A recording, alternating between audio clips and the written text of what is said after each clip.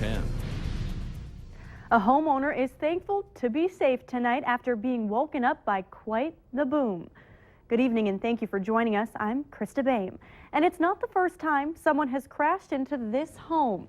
A 19-year-old Fargo man was arrested for DUI after hitting the house earlier this morning. Richard Tueller was driving on 2nd Street North when police say he lost control of his car. He knocked over 2 light poles before hitting Benjamin Hamilton's home on 6th Avenue North. Police say the car ripped the porch off the home, a scare that shook up the house. Since Hamilton has lived here, he says this is the 4th time a reckless driver has torn down his gate and crashed into his house. I'm just really glad that everybody walked away. That's it. I mean, I was sleeping right under those windows. I could have been severely hurt. The driver could have been severely hurt. The passenger could have been severely hurt. And the fact that we all are okay is just very, very, very lucky. Police say damages are estimated to be worth around $15,000. More information is expected to be released tomorrow in the murder case of an NDSU student. Moorhead police say the final autopsy report on Tom Pearson is back from the Ramsey County Medical Examiner's Office. Police have scheduled a news conference for tomorrow to talk about the results after months of few answers. It's been nearly 5 months of struggle for family and friends of 18-year-old Tom Pearson, with no answers to who killed him and why. People last saw Pearson walk away alone at 3:30 in the morning, just 6 blocks from the NDSU campus. A search began in the neighborhood where he was last seen, to along the Red River. It wasn't until 3 days later, when the search expanded into Moorhead, that his body was found at Larry's RV Sales near Menards and Sam's Club, 6 miles away. A tragedy that struck family, friends, and students on campus. You can just tell people are walking with their heads down. People are just more quiet and everything. You just kind of recognize the fact that one of our fellow bison is gone. 2 days later, preliminary autopsy results ruled Pearson's death homicidal violence, and the hunt for his killer began. Police are still looking for 2 key items: a silver-colored iPhone 5 and a white Nike Air Jordan left tennis shoe, size 9.5. The reason why we immediately identified those 2 items is because we expected to find them. The community may have said their goodbyes to Pearson, but the struggle to heal remains as everyone waits for more pieces to fall into place. It's a lot easier if you picture that where he is now is better and no one's gonna hurt him there. The press conference with more information on Pearson's final autopsy report is scheduled at 2:30 tomorrow afternoon. You can watch it live. Just go to valleynewslive.com. And you can also follow all the developments on our Facebook page.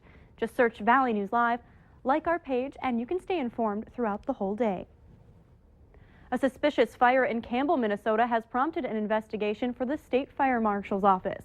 The Campbell Fire Department responded to 431 4th Street in Campbell for a house fire around 4 yesterday afternoon.